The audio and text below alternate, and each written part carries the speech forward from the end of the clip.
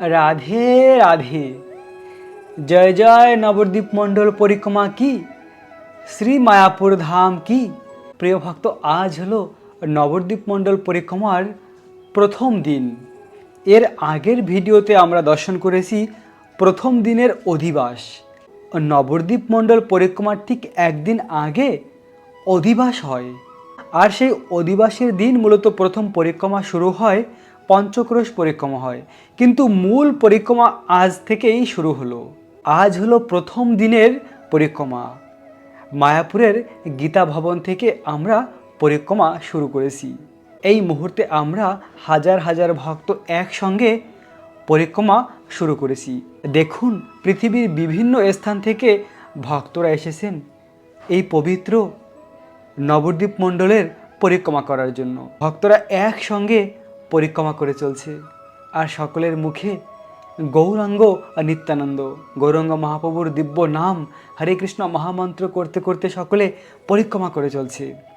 পরিক্রমা করতে করতে এখন আমরা তারণপুর ঘাটে এসে পৌঁছেছি। এই নদীকে পার করে ওই পারে যাব। এই নদীর ওই পারে রয়েছে চৈতন্য মহাপ্রভুর অনেক মধুর দুর্লভ লীলাস্থল। এখন আমরা নৌকায় করে নদীর ওই পারে যাব। এই নদীকে বলা হয় জলন্ধি। মায়াপুরের এই নদীটি গঙ্গার সঙ্গে মিলিত হয়েছে। তো সেখানে একটি দুর্লভ স্থান রয়েছে, একদিকে গঙ্গা আর একদিকে এই জলন্ধি। এই দুটি নদী একসঙ্গে মিলিত হয়েছে। তো আমরা এই পবিত্র নদীকে পার করে নদীর ওই পারে এখন যাচ্ছি। চৈতন্য মহাপ্রভু এই স্থানে অনেক লীলা করেছে, আর তার সেই দুর্লভ লীলাভূমিকে ভক্তরা পরিক্রমা করে চলছে।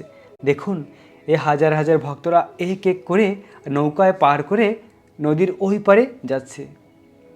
তো একসঙ্গে একটি নৌকায় সকল ভক্ত পার হতে পারে না, সেজন্য বারে বারে করে ভক্তরা কিছু কিছু করে নদীকে পার করছে। তো ঠিক এই মুহূর্তে নদীর মাঝে রয়েছি ভক্তদের সঙ্গে, আর এই পরিক্রমা করে চলছি। আজকে আমাদের প্রথম দিনে অনেক দুর্লভ দর্শন রয়েছে। তো যে সকল স্থানে আমরা যাব, ওই স্থানের লীলাকথাও শ্রবণ করব। ওই স্থানকে দর্শন করতে করতে হাজার হাজার ভক্তরা একসঙ্গে নৃত্য কীর্তন এবং ধুলায় গড়াগড়ি, এরকম অনেক কিছু আনন্দ রয়েছে। প্রিয় ভক্ত, ভিডিওর শেষ পর্যন্ত জুড়ে থাকুন, তাহলেই এই নবদ্বীপ মণ্ডল পরিক্রমার দিব্য আনন্দ লাভ করতে পারবেন। এখানকার সেই দুর্লভ দর্শন আমরা করব, মহান বৈষ্ণবদের দর্শন করব, তাদের নৃত্য কীর্তন দর্শন করব। আমরা অলরেডি নদীকে পার করেছি, আমরা অলরেডি নৌকায় করে নদীর এই পারে চলে এসেছি। তো এখানে এই নবদ্বীপ মণ্ডল পরিক্রমায় যে গৌরনীতের সঙ্গে সঙ্গে আমরা যাচ্ছি, আসলে গৌরনীতের কৃপার মাধ্যমেই আমরা পরিক্রমা করার এই বিশেষ সুযোগ পেয়েছি। গৌরনীতে এখানে রয়েছে, ভক্তরা কাঁধে করে এই পালকিকে নিয়ে গৌরনীতাকে আগে আগে নিয়ে যায়, আর আমরা সবাই গৌরনীতের পিছে পিছে করে যাই। আর গৌরনীতের সঙ্গে ভগবানের শুদ্ধ ভক্ত শিল প্রভুপাদ রয়েছে, যে প্রভুপতের কৃপায় আজ এই মায়াপুর ধামের পরিক্রমা করার ভক্তরা সুযোগ পেয়েছে। পৃথিবীর সকল দেশের ভক্ত একসঙ্গে মিলিত হয়েছে। দেখুন, সেই আমেরিকা, রাশিয়া, লন্ডন, কত আলাদা আলাদা স্থানের ভক্তরা একসঙ্গে কিভাবে হয়েছে না, ভগবানের একজন ভক্ত প্রভুপাদ, যিনি সকলকে এক করেছে। তো ধীরে ধীরে নৌকা পার করে ভক্তরা একসঙ্গে হয়েছে। ওই দেখা যাচ্ছে দূর থেকে সকলে এসে একসঙ্গে মিলিত হয়েছে। এখান থেকে আমাদের গন্তব্য হচ্ছে প্রথমে গৌরাদহ। গৌরাদহ ওই স্থানটি যেখানে গৌরাঙ্গ মহাপ্রভু অভিশপ্ত দেব শিশুকে রক্ষা করেছিল। কিভাবে ওই দেব শিশু কুমিরের শরীর প্রাপ্ত হয়েছিল, ওই কথা আমরা সেই স্থানে গিয়ে শ্রবণ করব। তো এই মুহূর্তে আমরা জলন্ধি নদীর পাড়ে রয়েছি, আর এখানে গুরু পূজা হয়েছে। সকালে যে গুরু পূজা হয়, শ্রী গুরু চরণ পদ্ম কেবল ভকতি সদ্ম। গুরুদেবের কৃপার মাধ্যমেই কেবল ভক্তি লাভ করা যায়। যে গুরুদেব আমাদের দিব্য চক্ষু দান করেছে, এই সংসার থেকে উদ্ধার করার জন্য গুরুরূপে অবতীর্ণ হয়েছেন কৃষ্ণ। কৃষ্ণই গুরুরূপে অবতীর্ণ হয়েছেন। সেই গুরু পূজা এই স্থানে নদীর ধারে হচ্ছে।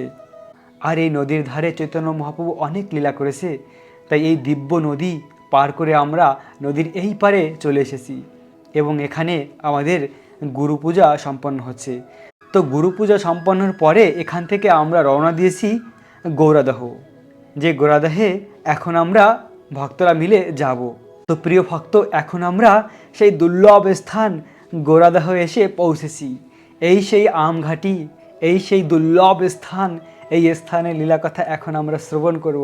দেখুন, ভক্তরা এসেই এখানে নৃত্য শুরু করেছে, কেননা এই স্থানে চৈতন্য মহাপ্রভু নৃত্য করেছিল। এই স্থানে নৃত্য করলে সমস্ত পাপ থেকে মুক্ত হওয়া যায়। এখন আমরা সেই লীলাই শ্রবণ করব। একবার স্বর্গের একটি দেব শিশু অভিশাপ প্রাপ্ত হয়েছিল দুর্বাসা মুনি থেকে। দুর্বাসা মুনি ওই দেব শিশুটিকে অভিশাপ দিয়েছিলেন যে তোমার মনোভাব কুমিরের মতন, তাই তুমি কুমির হয়ে যাও। আর তারপরে ওই দেব শিশুটি দুর্বাসা মুনির কাছে প্রার্থনা করেছিল, হে মুনিবর, আমি বুঝতে না পেরে অপরাধ করেছি, কৃপা করে আমাকে ক্ষমা করে দিন। আর দুর্বাসা মুনি মহাদেব শিব শঙ্করের অংশ। মহাদেব শিব খুব অল্পতেই প্রসন্ন হয়ে যায়, আশুতোষ।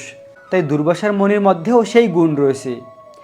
দুর্বাসা মুনি তখন ওই শিশুটির প্রতি প্রসন্ন হয়ে তাকে বরদান দিয়েছিল যে তুমি 3 যুগ পরে কলিযুগে চৈতন্য মহাপ্রভুর থেকে উদ্ধার লাভ করবে। সত্য, ত্রেতা, দাপর, কলি, এই 3টি যুগেই তুমি কুমির হয়ে থাকবে।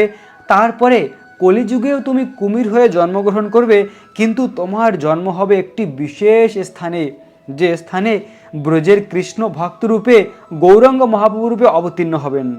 তাই সেই দেব শিশুটি এই স্থানে গৌরাদহে কুমির হয়ে বাস করতেন, একটি ভয়ঙ্কর কুমির হয়ে বাস করতেন।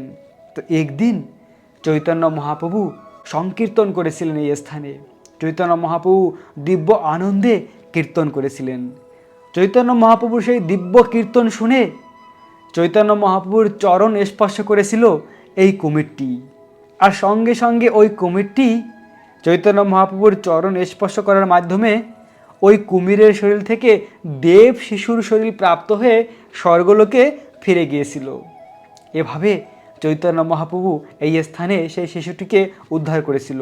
আর শাস্ত্রে বর্ণিত রয়েছে এই স্থান হলো বৃন্দাবনের কালিয়াদহ। বৃন্দাবনের কালিয়াদহ থেকে অভিন্ন এই স্থানে একটি জায়গা রয়েছে ধান ক্ষেত। ওই ধান ক্ষেতে আগে নদী বহিত হতো, আর ওই নদীতেই এই কুমিরটি বাস করত। আর সেই কুমিরটিকে চৈতন্য মহাপ্রভু উদ্ধার করেছিল। এবং সেই কালিয়াদহর পত্নীরা এই স্থানে ভগবানের কাছে প্রার্থনা করেছিল, ক্ষমা ভিক্ষা করেছিল। তাই এই স্থানকে বলা হয় অপরাধ ভাঞ্জন স্থান। এই স্থানে সকল অপরাধ থেকে মুক্ত হওয়া যায়। সকল অপরাধ থেকে মুক্তি প্রাপ্ত হওয়ার একটি স্থান হলো মায়াপুরের এই গৌরাদহ। কেননা এই গৌরাদহে যারা কীর্তন করে, এখানে নৃত্য করে, দিব্য আনন্দে যারা সংকীর্তনের সঙ্গে নৃত্য করে, তাদেরকে চৈতন্য মহাপ্রভু সকল প্রকার পাপ থেকে মুক্ত করে দেয়। তাদের আর পাপ থাকে না, তারা পাপ থেকে মুক্ত হয়ে যায় এবং মুক্ত হয়ে ভগবানের দিব্য প্রেম লাভ করে। তাই আজ ভক্তরা একসঙ্গে এত আনন্দ করছে এই স্থানে, সকলে এই স্থানের ধুলা মাথায় লাগাচ্ছে। কেননা এই স্থানের ধুলা হলো চৈতন্য মহাপ্রভুর চরণ ধুলি। বৃন্দাবনে যেমন বর্ণিত রয়েছে, ধুলা তো নয় যেন গোপী পদ রেণু, ধুলা মাখো মাখরে এই না ব্রজের ধুলা। তো সেই ব্রজ বৃন্দাবন থেকে অভিন্ন এই নবদ্বীপ ধাম। আর এই নবদ্বীপের ধুলা হলো চৈতন্য মহাপ্রভু এবং তার পার্শ্বদের চরণ ধুলি। চৈতন্য মহাপ্রভুর যে পার্শ্বদ রয়েছে তারা আর কেউ নয়, সেই ব্রজের গোপিকারা, ব্রজের গোপিকারাই। আর চৈতন্য মহাপ্রভু স্বয়ং কৃষ্ণ। তো তাদের চরণ ধুলি আজ রয়েছে এই নবদ্বীপ ধামে। তাই তো ভক্তরা সেই ধুলাকে অঙ্গে লাগাচ্ছে। ধুলা তো নয় যেন এ গোপী পদ রেণু, এই ধুলা মাখলেই আমাদের কৃষ্ণ প্রেম লাভ হবে। তো আমাকেও একটি ভক্ত এসে এখানকার অনেকগুলি ধুলি আমার মাথায় দিয়ে দিয়েছিল। তো আমি তখন অনেক খুশি হলাম যে না, অবশেষে ব্রজের এই ধুলা প্রাপ্ত হয়েছি। কেননা বৃন্দাবন থেকে তো অভিন্ন, এটাকে আমাদের ব্রজ বৃন্দাবন বলেই মনে করা উচিত।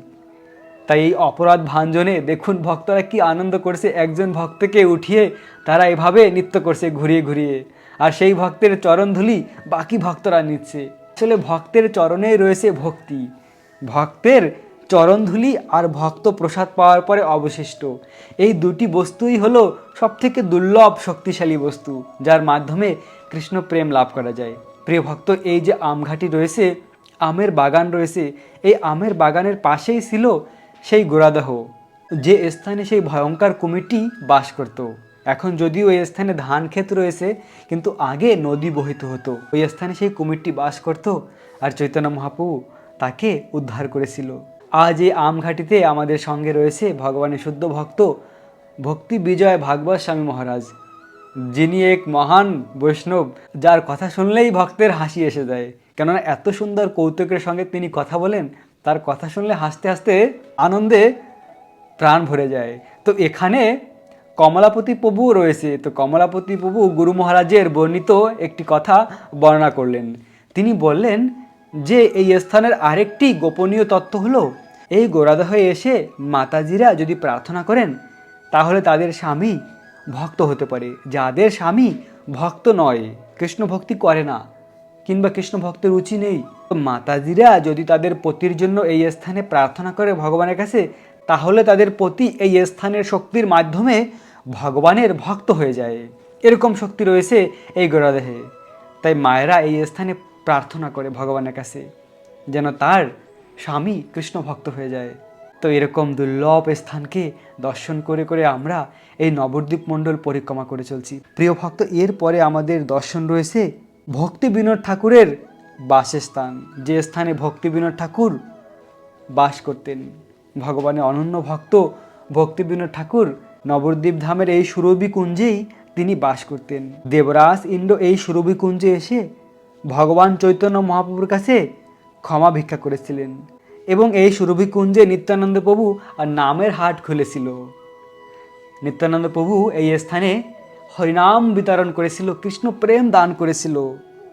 তাই একটি গানে রয়েছে, সুরভি কুঞ্জে নামের হাট বসেছে, গৌরনিতাই গৌরনিতাই।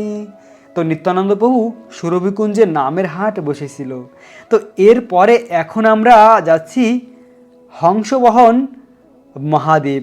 প্রিয় ভক্ত, এখন আমরা এসে পৌঁছেছি হংসবাহন শিবের কাছে। এই স্থানে রয়েছে হংসবাহন শিব। তো একবার মহাদেব এই স্থানে এসেছিল হংসের উপরে করে। তো এরকম লীলাটি হয়েছিল এই স্থানে। পাশে রয়েছে নৈমিষ অরণ্য, যে নৈমিষ অরণ্য থেকে অভিন্ন এই নবদ্বীপ ধামের নৈমিষ অরণ্য। আজকের রাত আমরা নৈমিষ অরণ্যই থাকব। তো একবার এই স্থানে গৌর কথা আয়োজন হয়েছিল, গৌরাঙ্গ মহাপ্রভুর কথামৃত আয়োজন হয়েছিল। তো মহাদেব হলো ভগবানের অনন্য ভক্ত। যেখানেই ভগবানের কথামৃত আয়োজন হয়, ভাগবত কথা, মহাদেব শিব শঙ্কর সেখানে এসে পৌঁছে যায়। মহাদেব ভগবানের কথা শ্রবণ করার জন্য সবসময় লালায়িত থাকে। মহাদেব শিব শঙ্কর যখন শুনেছে নবদ্বীপ ধামে নৈমিষ অরণ্যে গৌর কথা আয়োজিত হয়েছে, তো তিনি তখন ব্রহ্মাজির কাছ থেকে হংস ধার করেছিল। তো মহাদেবের বাহন হলো নন্দী। তো নন্দী অতটা দ্রুত চলতে পারে না। তো মহাদেব শিবশঙ্কর ব্রহ্মাজির হংসের উপরে করে নবদ্বীপ ধামের নৈমিষ অরণ্যে এসেছিল। যেহেতু মহাদেব শিবশঙ্কর হংসের উপরে করে এসেছিল এই স্থানে, সেজন্য এখানকার মহাদেবের নাম হলো হংসবহন শিব। আর স্বয়ং প্রকাটিত এই শিবলিঙ্গ দেখুন প্রিয় ভক্ত, এই যে হংসবহন শিব, এ কেউ বানায়নি। স্বয়ং মহাদেব শিবশঙ্কর যখন এসেছিল এই স্থানে, এবং এই স্থানে এসে তিনি এই রূপে এই স্থানে প্রকাটিত হয়েছিল। আজও সেই হংসের আকারে মহাদেবের মূর্তি এই স্থানে রয়েছে, শিবলিঙ্গ রয়েছে এই স্থানে। আর এখন আমরা দর্শন করলাম এই হংসবহন মহাদেব শিবশঙ্করকে। এই স্থানটি নবদ্বীপ ধামের মধ্যদ্বীপের অন্তর্গত। সপ্তম ঋষিগণ গৌরাঙ্গ মহাপ্রভুর দর্শন ও কৃপা লাভ করার জন্য এই স্থানে তপস্যা করেছিলেন। মহাপ্রভুর কৃপা লাভ করেছিলেন এই স্থানে। ছিল সুত গোস্বামী গৌর ভাগবত কথা পরিবেশন করেছিলেন, যা শ্রবণ করার জন্য শিবজি ব্রহ্মার বাহন হংস করে দ্রুত বেগে এই স্থানে এসেছিলেন। এবং সেই থেকে এই স্থানে হংসবাহন শিবের এই প্রসিদ্ধ শিবলিঙ্গ রয়েছে। একবার ভগবানের অনন্য ভক্ত পরম পূজ্য জয়পতাকা স্বামী গুরু মহারাজ, তিনি মায়াপুর ধাম এত সুন্দর রূপ দিয়েছে। শিল প্রভুপাদ যখন জয়পতাকা স্বামী গুরু মহারাজকে মায়াপুর ধাম দিয়েছিলেন, তখন এখানে কিছু ছিল না, জঙ্গল ছিল। তো ভগবানের অনন্য ভক্ত জয়পতাকা স্বামী গুরু মহারাজ তিনি মায়াপুর ধামকে এত সুন্দর বৃহৎ মন্দির বানিয়েছে, এত সুন্দর মায়াপুরকে সাজিয়ে তুলেছে।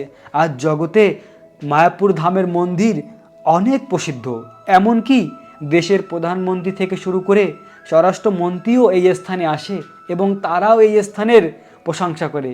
এর একমাত্র জয়পতাকা স্বামী গুরু মহারাজের কৃপার মাধ্যমে এত সুন্দর হয়েছে। প্রথম অবস্থায় গুরু মহারাজ খুব কষ্ট করেছেন, এক সময় মায়াপুরে খুব সমস্যা ছিল। তো তখন সেই সকল সমস্যা থেকে মুক্তি লাভ করার জন্য গুরু মহারাজ এই হংসবাহন শিবের কাছে প্রার্থনা করেছিল। কিছু ফুল মহাদেবের কাছে প্রার্থনা করে দিয়েছিল, সেই ফুলের কলি ছিল, আর সেই পদ্ম তখন ফোটেনি। না ফোটা পদ্ম মহাদেবের কাছে অর্পণ করেছিল আর প্রার্থনা করেছিল, যদি আমাদের এই সমস্যা থেকে আমরা মুক্তি হতে পারি তাহলে এই পদ্মটি একদম ফুটে উঠবে। আর যখন এই প্রার্থনা করে গুরু মহারাজ মহাদেব শিব শঙ্করের চরণে সেই পদ্ম রেখেছিল, তখন সেই ফুল সুন্দর ফুটে উঠেছিল। আর তারপর থেকেই সমস্ত সমস্যা ধীরে ধীরে দূর হতে থাকলো। আর আজ কোনোই সমস্যা নেই, এত সুন্দর মন্দির হয়েছে মায়াপুরের একমাত্র একজন ভক্ত, যার নাম হলো হিজ হোলিনেস জয়পতাকা স্বামী গুরু মহারাজ, যিনি এত সুন্দর মন্দির বানিয়েছে। প্রায় 50,000-এরও বেশি যার শিষ্য। এই সকল জীবাত্মাকে গুরু মহারাজ ভগবত ধাম ফিরিয়ে নিয়ে যাবে, কেননা তিনি হলেন গৌরাঙ্গ মহাপ্রভুর নিত্য পার্ষদ। গুরু মহারাজের চরণে এই প্রার্থনা করি যেন এই জীবনেই আমরা সকলে গৌরাঙ্গ মহাপ্রভুর প্রেম লাভ করতে পারি, রাধাকৃষ্ণের প্রেম লাভ করতে পারি এবং নিত্যধাম গোলক বৃন্দাবনে ফিরে যেতে পারি।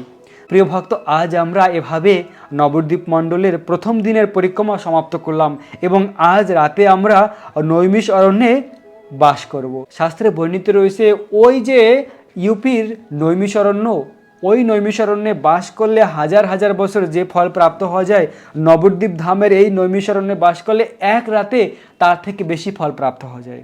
প্রিয় ভক্ত, এভাবে আজ আমরা প্রথম দিনের পরিক্রমা, কাল আমরা দ্বিতীয় দিনের পরিক্রমা করব এবং সেই দ্বিতীয় দিনের পরিক্রমার ভিডিও আপনাদেরকে দর্শন করাবো।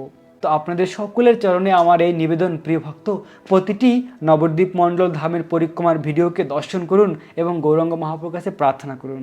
আপনাদের সকলকে নবদ্বীপ ধাম মণ্ডলের পরিক্রমার অনেক অনেক শুভেচ্ছা, অভিনন্দন। আশা করি আপনারা বাড়িতে বসেও মনটাকে নবদ্বীপ ধাম নিয়ে এসে আমার সঙ্গে সঙ্গে এই পরিক্রমা করে জীবনকে ধন্য করুন। রাধে রাধে।